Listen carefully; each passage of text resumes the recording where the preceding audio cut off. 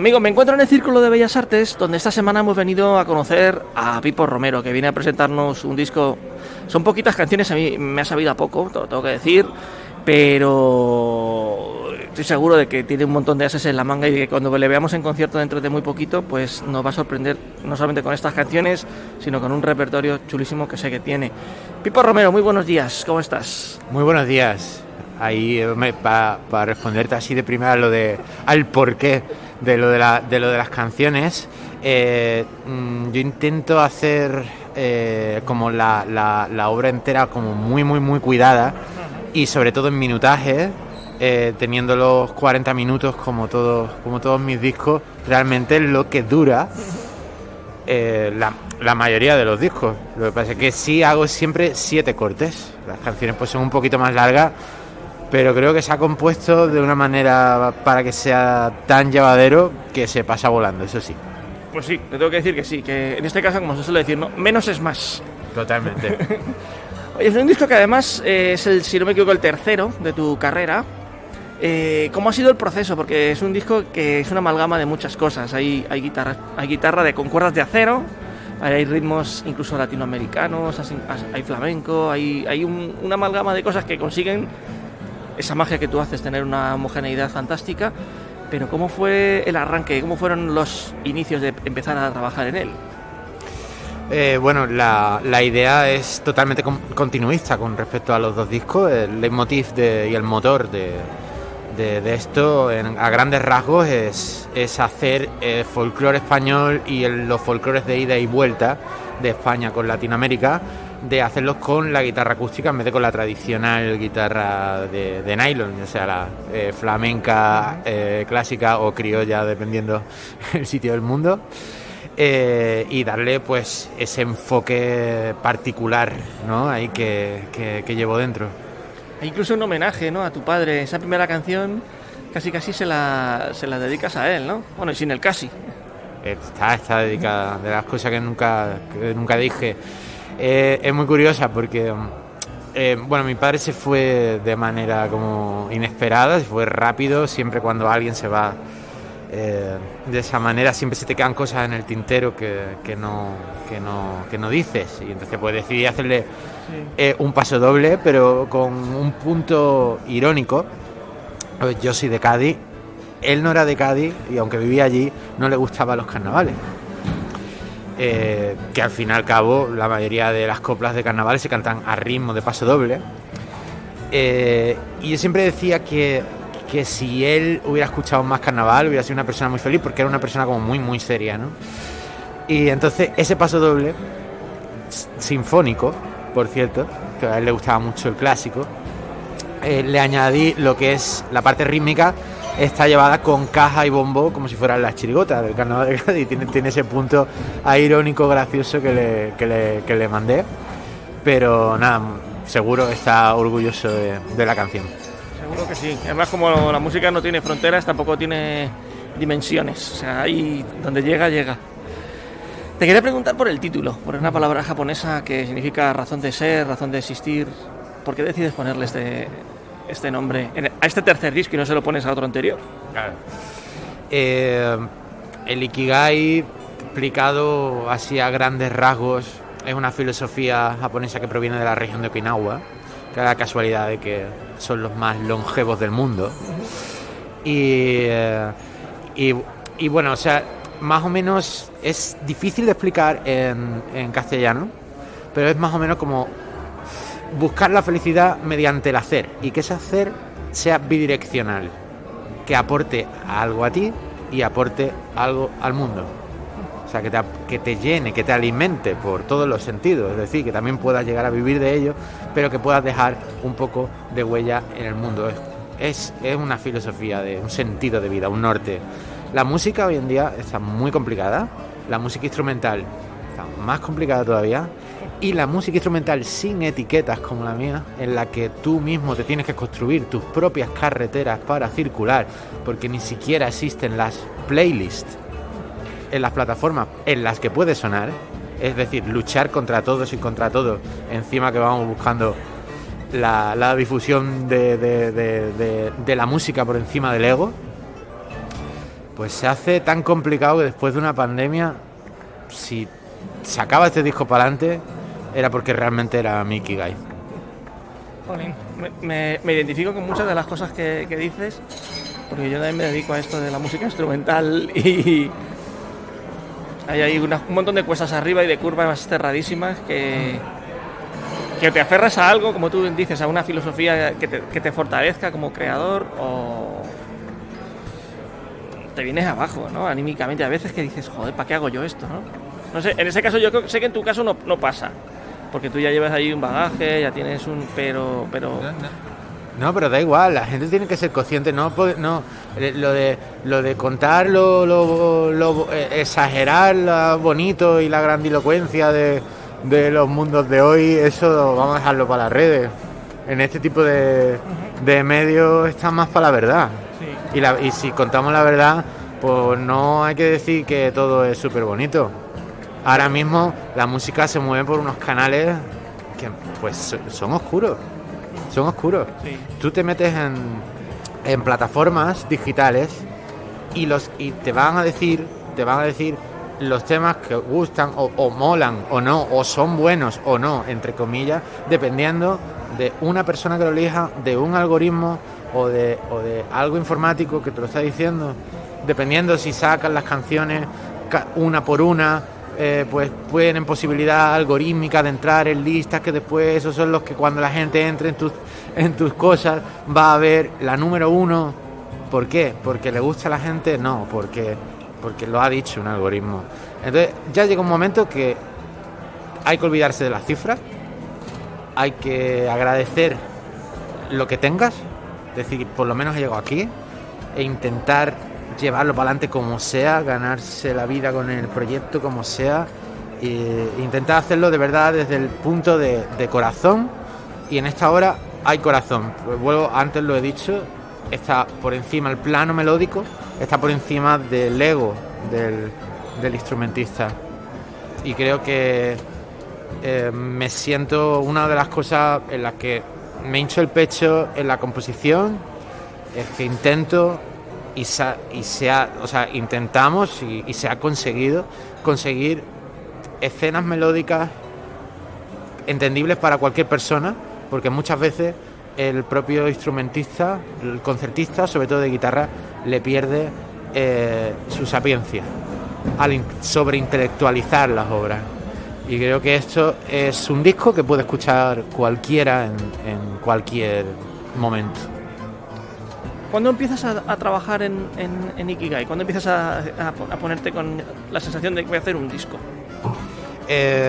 Cuando estoy terminando un disco ya estoy empezando a tener melodías que voy ya guardando del siguiente. Yo ya ahora mismo ya tengo como 2 bocetitos de lo que será el futuro. Madre mía, no paras, ¿eh? Bueno, te lo digo porque hay gente que termina un disco y se siente creativamente muy vacío.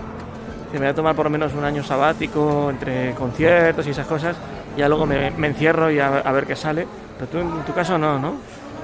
Yo ahora mismo estoy en periodo de no compongas, pero bueno, si estás trasteando por ahí, sale algo y tal, pues bueno, pues guárdalo, porque no sabes cómo va a estar la creatividad dentro de... A lo mejor cuando le abra la puerta a la creatividad de venga, vamos a encontrarnos, a lo mejor no está... ¿Cómo vives esa autoimposición? ¿Qué haces para... Joder, no, que me he dicho esto y no lo voy a hacer?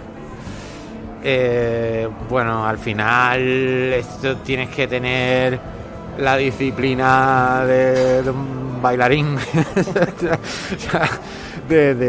Claro, es que joder, tienes que llevar una vida totalmente diferente y también mucho menos divertida, a lo mejor que hay grupos de pop o grupos de funky o incluso de jazz, que otro concepto de vida, ¿sabes? Un concertista, compositor, ya ahí tiene que tener una vida más sacrificada, más de horario, e intentar llevar los pilares en los que se sostiene la calidad del mismo, intentar trabajarlos por igual todos a diario e incluso forzarte con ayuda de tus amigos y pareja en tener un día libre.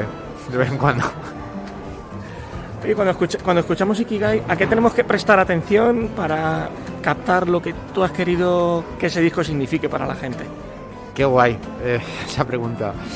Pues a mí me gustaría de que oigan el timbre de la guitarra lo primero, porque de verdad que hay un porcentaje altísimo, que para mí es una sorpresa, de personas que se creen que es una guitarra española ecualizada diferente.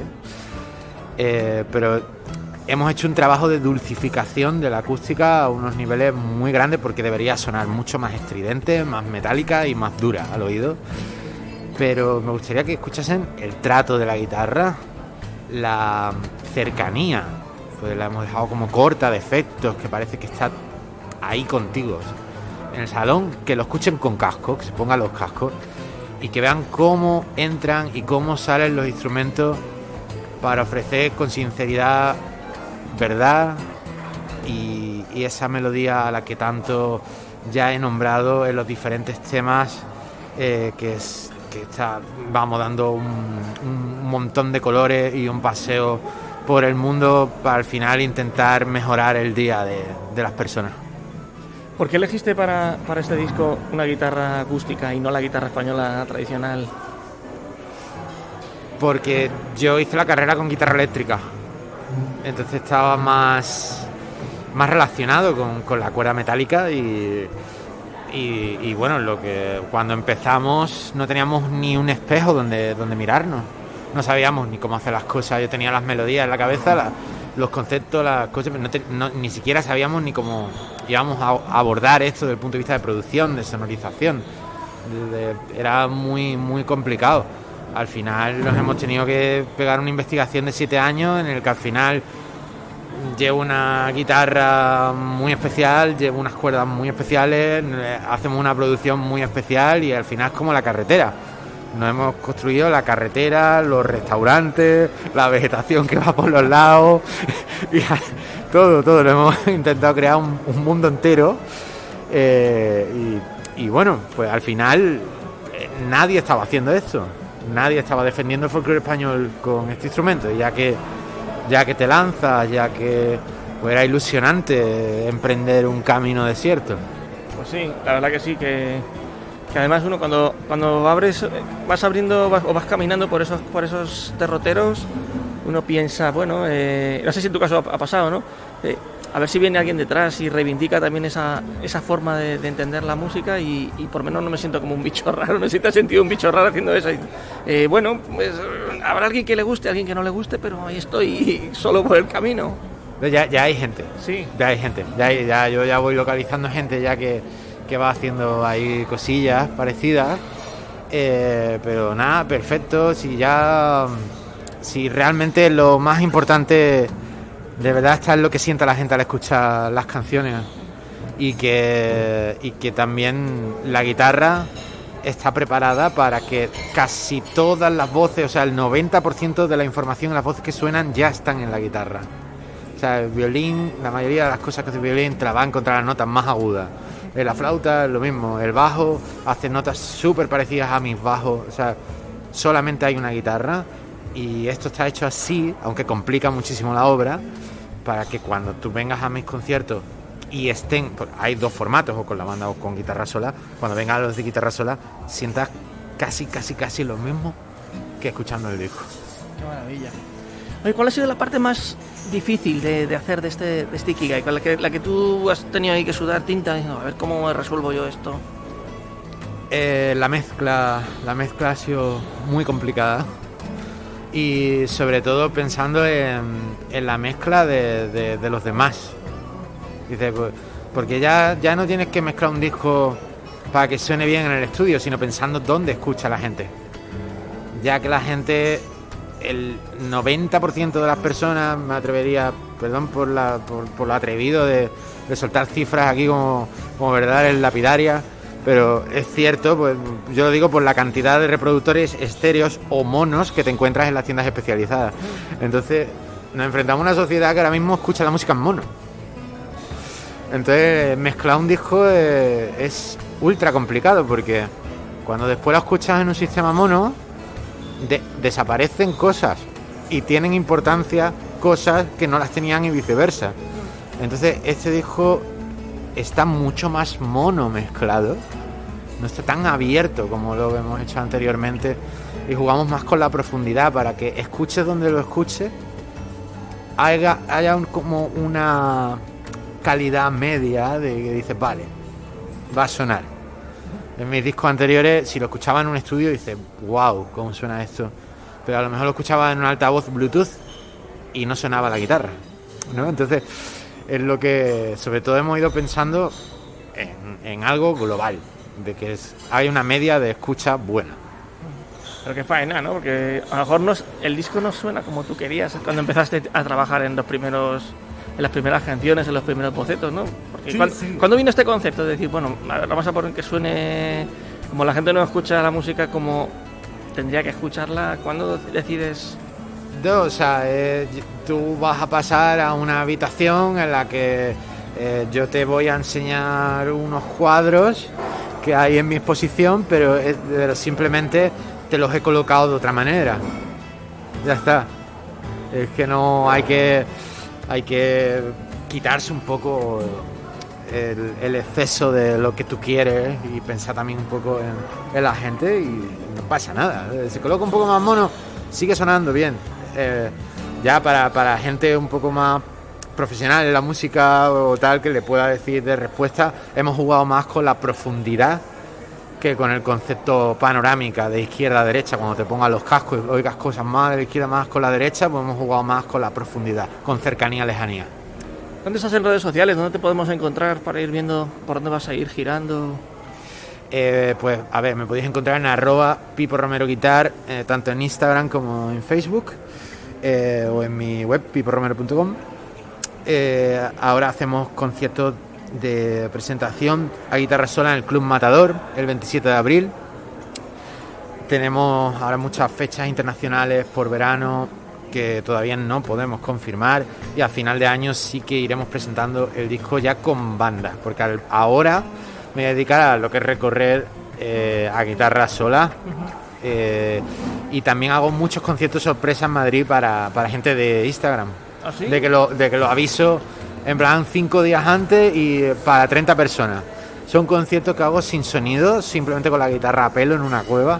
Bueno, y lo suelo hacer como una vez al mes, solo para gente que me siga en Instagram, y ahí... Y esa es como la experiencia más cercana, porque escuchas la guitarra en tu cara. Sí. Ahí... Qué bueno eso. Me ha sorprendido, me ha llevado una sorpresa. No, al revés, es lo que más me gusta. Sí. Sí.